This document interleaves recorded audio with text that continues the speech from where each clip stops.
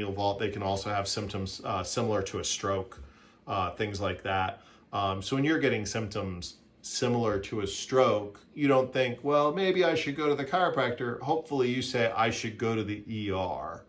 And then they evaluate you and they go, okay, you're having symptoms of the stroke, but it's not a stroke. Okay, let's look into something else. And maybe they come up with that your pressure is high. And then why is your pressure high? If it's because of a recent trauma, my father had a friend, he fell, he hit his head. A couple hours later, he started reporting that he was very dizzy. A couple hours after that, he said he was having just the worst headache he'd ever experienced in his life. And my dad called me and just kind of told me on the phone what was going on with his friend. And I said, get him to the, and by the way, his friend was like in his late 70s, early 80s. And I said, get him to the emergency room right away. And they said, really? You think it's that serious? And I said, better safe than sorry. They took him to the ER, and sure enough, he had a subdermal hematoma, and they needed to drain it, and he needed medical intervention. And for something like that, the sooner he's treated, the better. That's, that's not a wait and see issue. There's a lot of people that want to wait and see, or sometimes if they already experienced something before, they'll try to bandage it and say it's okay, but it could be a risk of you losing your life just like that quick. Or creating brain damage or something like that. Crazy. Like the longer, something like what a subdermal hematoma is a brain inside the cranial vault, and the blood could be coming out very, very slowly, like a drop at a time. But it's getting bigger and bigger and bigger, and that blood is taking up more and more space, which is increasing the pressure more and more over time. And eventually, when that pressure goes high enough, you're going to start to create brain damage. So the longer you wait, the more you're risking brain damage. Maybe it kills you, maybe it doesn't, but there are bad things that could happen, in there that are less than death, but certainly not things you want. Nobody wants brain damage. That's, not a good idea, and things like that. So if somebody had recent history of head trauma or things like that, particularly if they're older, we might think about subdural hematoma more than we think about brain tumor per se. But if you have somebody who says, oh, I started getting migraines in middle school, right around puberty, which is when a lot of migraine sufferers start, and this is my pattern of migraines, and all these types of things, then I'm not really thinking subdermal hematoma. If they're in their 40s now and they start getting their migraines in middle school and nothing new has changed, they haven't had any recent trauma, nothing, no recent thing, I'm not thinking brain tumor, I'm not thinking subdermal hematoma. Those aren't, those things. Especially if the migraines have been pretty consistent. Maybe someone used to get migraines, once a month, and now all of a sudden they're reporting they're getting, a migraine 10 or 15 times a month. Well, wait a minute, that's a significant change. What's going on? We need to possibly evaluate that. Are their migraines just getting worse? Okay, sure, but why are they getting worse? Well, if it's cervicogenic, maybe that muscle is more irritated by something they're doing or a further injury or something like that. If they were getting hormonal migraines, has something changed? If they're now at a certain age, are they entering a menopause or something like that? Is their hormonal balance changing and triggering more migraines? It doesn't always have to be something truly insidious, but it's worth figuring out what it is. So then the other thing, if they're having a cervical disc issue where the disc is actually pushing on the spinal cord, would that cause a migraine? It wouldn't be a traditional migraine, but it could certainly cause pain that people might associate as, a pain. A herniated disc in the neck is certainly very painful and things like that, but the symptomology is normally going to be different. Most people who have a herniated disc in the neck, classic presentation, and when I say that, there's always exceptions to the rule. Most people are going to be talking more about pain in the neck that shoots down the arm, what we would call brachial neuritis, So they're having pain or numbness or both that goes from their neck down their arm, maybe to their fingers, might be going to their thumb and first finger, their middle fingers, or their pinky finger, things of that nature, more so than the pain going up into their head typically. Okay. Again, when we say typically, there are exceptions, but the majority. Okay. And then also you said migraines. What about migraine clusters? How does that work? Well, so cluster headaches is actually a different designation than migraines. So a migraine's a migraine, a cluster headache's a cluster headache. Cluster migraine, I was saying. Well, they're actually just cluster headaches. Oh, okay. And cluster headaches refers to a type of headache, I believe, and they're not my specialty, that they're caused by typically they're inflammatory, and they're called cluster headaches because they come in groups. So someone might get no headaches for a while, and then all of a sudden they get a whole bunch of headaches, like kind of back to back to back to back, where they're getting 2 or 3 a day or every day or whatever, and they'll get a series of them, and then hopefully they kind of go away from there. It's my understanding, although again not my specialty, that they typically are inflammatory in nature. So I believe that you would normally see a neurologist for them if they were chronic. If it was a one-time thing, you might see your primary care. They would probably give you an anti-inflammatory to try and bring down that inflammation. Sometimes they're chronic, sometimes they're just, a cluster headache. If they're coming frequently and they're diagnosed as cluster headaches, then normally you're going to end up at a neurologist. Okay. So, but they can be very difficult to treat. So they can be treated effectively, but they can be difficult to treat. Okay. All right, I guess that's it, unless you have something else to tell me about this cervical migraine. Well, cervicogenic migraine or tension headaches. People tend to get those when they sit with poor ergonomics for long times. We're seeing them happen more and more in people who sit in front of computers all day long. Maybe like this at the screen.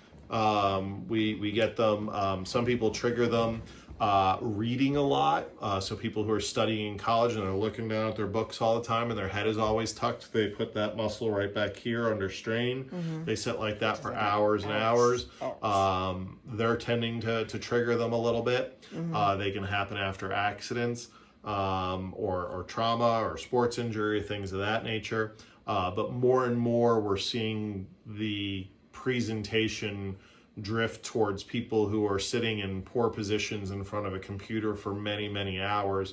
And I would say in my experience, not research study experience, that they're becoming more and more common as cervicogenic migraines, and they're being triggered by the way we're working on computers all day. That's becoming the issue.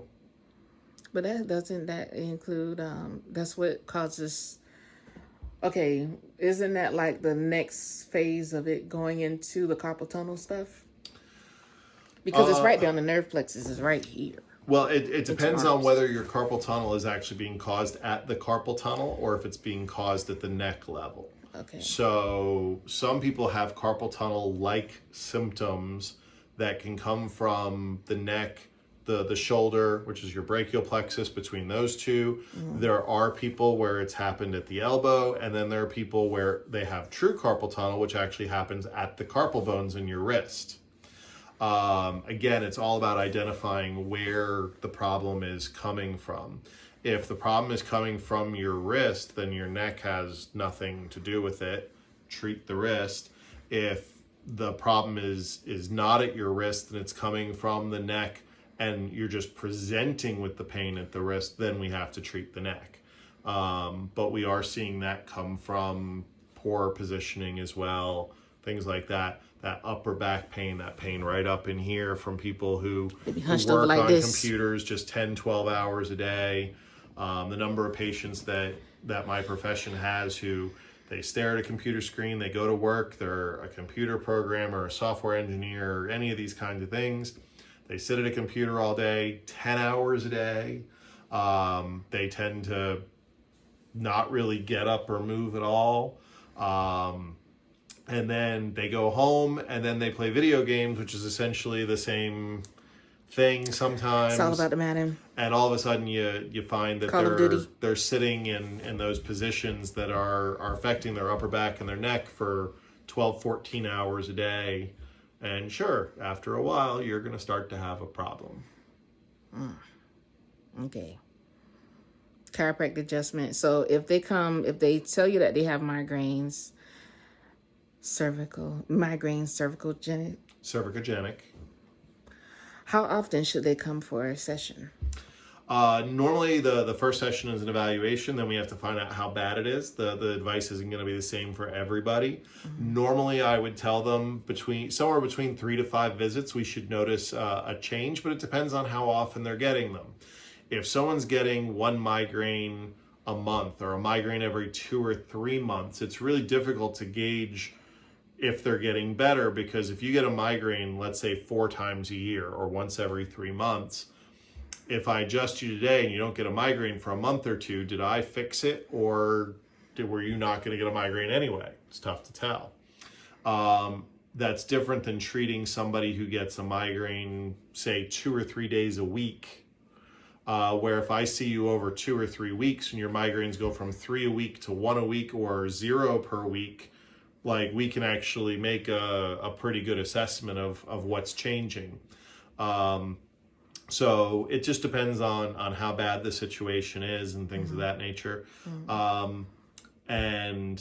But generally speaking, I want the frequency or the severity of the migraines to be significantly reduced, noticeably reduced within 3 to 5 visits, depending on the patient, and then go from there. Then sometimes if the cervicogenic migraine, let's say, is being caused by sitting at a computer all day, then we also need to work on that person's ergonomics, make sure they're sitting in a better position.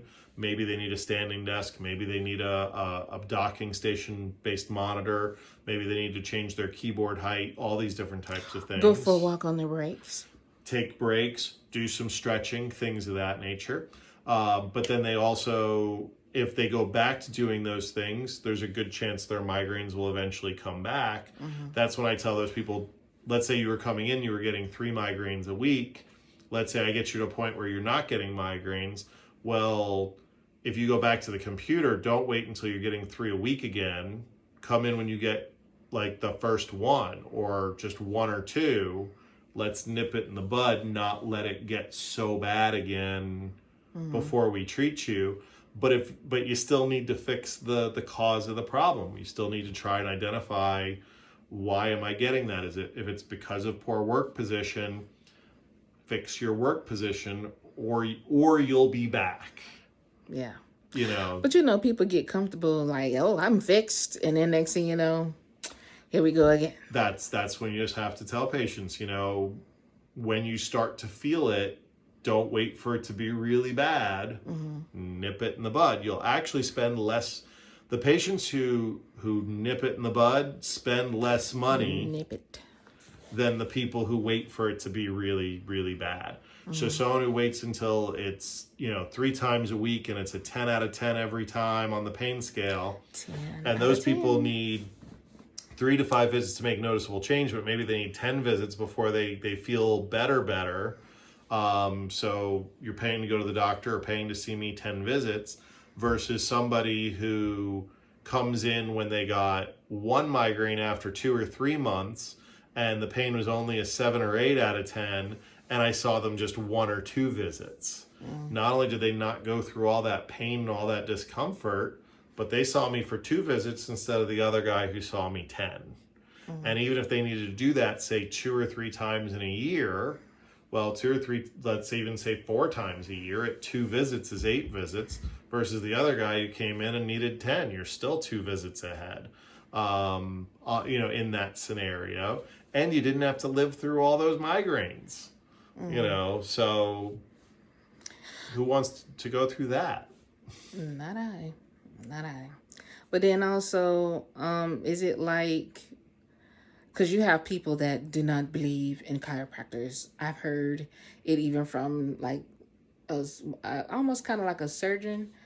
I don't believe in chiropractors. For those people that don't believe in chiropractors, what do you have to say? Especially if you're experiencing pain and they went through all the protocols. Well, there's plenty of research out there. It's not a belief system. Chiropractic's not a religion, so it's not about belief. Hello.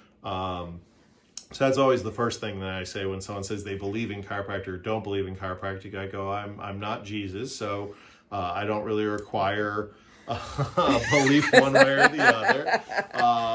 I treat people based on guidelines, based on research and evidence and things like that. What in the profession we call evidence-based chiropractic. I apologize that there are chiropractors in the field who I don't agree with. Some quacks out here. There are. I kind of hate calling them that, but there are people who don't follow the evidence-based guidelines. People trying to get money. And some of them are, and there are bad dentists, there are bad MDs, there are bad DOs, there are bad chiropractors. Bad massage therapists too. There are bad massage therapists, and I wish all of them the worst. But there are also, and I certainly hope that the vast majority of chiropractors out there are following proper evidence-based guidelines and things like that and are doing a good job. And I believe the same thing for dentists and massage therapists and MDs and DOs. And we can't allow the few bad apples to cloud the whole thing. And it's something that all of our professions should always be working on. Oxycontin killed tens of thousands, 100,000 people or more that were prescribed. That was all done by MDs. I don't blame the entire medical profession for that. There were absolutely bad actors who were prescribing way too much Oxycontin in the 90s and early 2000s, and I think even starting in the 80s or something. These people were doing wrong. They were doing bad. Hopefully there are consequences for those people. I know some people have had bad consequences before that. Not the patients, the doctors who did it. You gotta learn. And all those types of things. You change your pattern. And in the same way with chiropractic, there are chiropractors who are not functioning in the best interest of the patient. Just like the doctors who were massively overprescribing Oxycontin were not acting in the best interest of the patient. But don't hold an entire profession responsible for the acts of those people. There are always going to be greedy people out there who try and manipulate or benefit themselves by going against the system or going against what they should do or violating ethics. And if we shut down every profession that has any group of people in it that violates those norms, there'd be no professions left. We can find bad actors in everything. I don't care if it's contractors or, they're bad contractors. There's horror stories with bad mechanics or car dealerships, or there's always going to be these things in every profession. And when I hear about a bad chiropractor, nobody gets more pissed off than me. I'm the first person to say that's not normal, that's not right. I've had patients tell me weird stories from other chiropractors, and I'm the first person to say, would you like me to call the licensing board, or would you just give me their name and address? I have no problem at all. And I don't have the problem with them calling the board on me, because I know if the board investigated me, I'd be fine. So they can try and retaliate all they want if that were to happen. I actually have given people the licensing board information and said, from what you just told me, if everything you just said is true, you need to call the licensing board and file a formal complaint. That person should lose their license. And I've said that, and I don't even feel bad about it. Things of that nature. So hopefully doctors out there, if they're doing a good quality job, they're doing what they're supposed to be doing. Chiropractors, hopefully they're doing a good quality job, doing what they're supposed to be doing and helping patients. And if you do that, things will work out in the end.